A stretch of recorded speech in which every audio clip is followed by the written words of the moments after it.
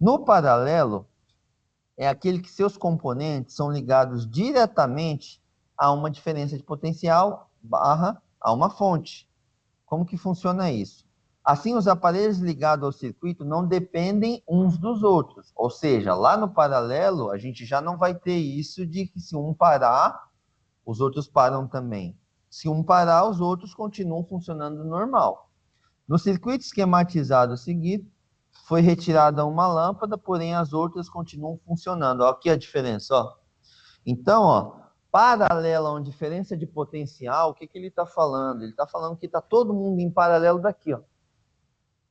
Então, se eu tirar essa daqui, ela apaga, mas aqui continua e aqui continua. Então, a tensão em paralelo, ela vai ser igual para todas as cargas. Agora, a corrente não. A corrente você vai ver que não vai ser igual. Eu vou ter outros caminhos, ó. Vamos supor que a corrente está saindo daqui. Aí eu chego ali na primeira derivação. Eu vou ter dois caminhos, não vou? Um para seguir para cá e um para descer. Concordam ou não? Concorda? Beleza. Aí eu cheguei no próximo caminho. Quantos caminhos eu vou ter? Um. Ó, eu tenho para cá e eu tenho para cá. Não é dois? Isso, aí considerando, mas você está certo, porque está desligado, então eu só vou ter um caminho mesmo. Mas vamos supor, a análise aqui é da ligação, por enquanto. Então, dois caminhos. Aí depois, um caminho só. Aqui, mesma coisa. Dois caminhos, um caminho. Aí, beleza. Aqui, agora sim, se eu tirei essa daqui, aí agora eu vou ter. Chegou aqui, eu tenho quantos caminhos? E um. Beleza? E aí, assim, vai se repetir no ciclo. No circuito paralelo, a tensão nos bornes de cada lâmpada é igual à tensão da fonte. A corrente total é a soma das correntes parciais, que é igual lá na tensão que a gente tinha em série, aqui vai ser a corrente. No caso que vai se dividir. Então, ó, você tem aqui ó, uma I total, e você tem aqui uma I1 e uma I2. Quando você pega aqui, nesse quesito, I total é quanto, pessoal? 15 amperes, beleza? E aí, qualquer uma dessas duas que agora apresentem problema, esses caras aqui, esse A representa o amperímetro, beleza? Aí, tá vendo? O amperímetro está interligado no sistema.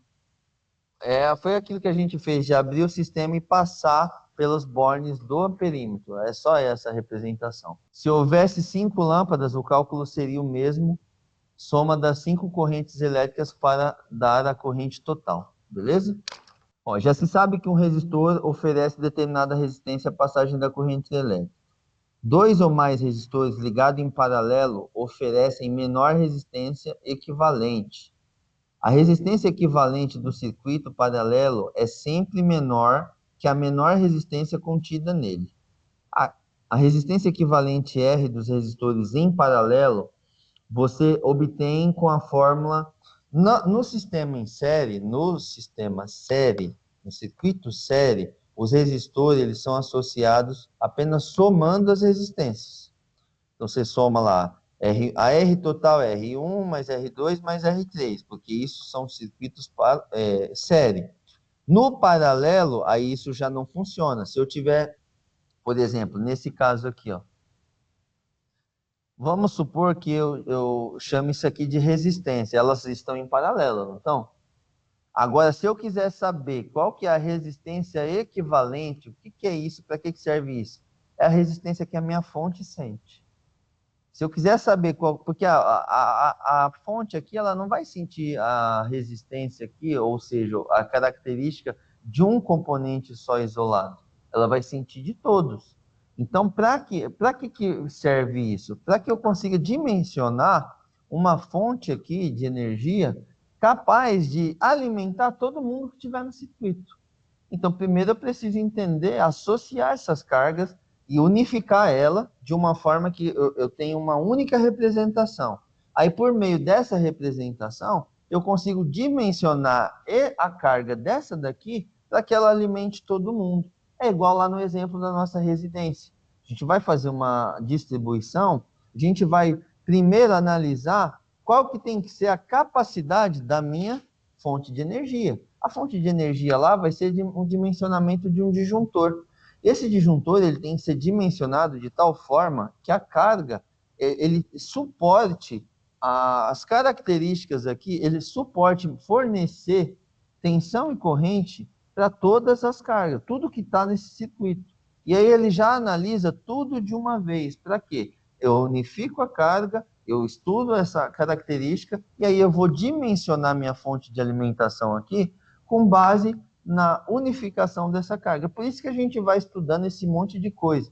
Mas fiquem tranquilos que essa questão aqui é mais para vocês chegarem a entendimento. Não vai ser uma coisa que vocês vão... A questão da lei de Ohm, sim. Mas aqui a questão de associação, de resistores, essas coisas, é mais para vocês entenderem mesmo. Aí ele é feita dessa forma. Eu vou... Quando são apenas duas resistências em paralelo, aí vamos supor que era só R1 e R2, igual no exemplo no desenho que eu mostrei. A resistência equivalente, ela pode ser a divisão do produto pela soma. A gente vê um exemplo aqui, ó. Calcule a resistência equivalente de um circuito com 3 resistores em paralelo, representados abaixo, cujo resistências têm valores 8, 12 e 4. Aí como que geralmente é feito isso? Montando naquela forma que eu expliquei para vocês lá.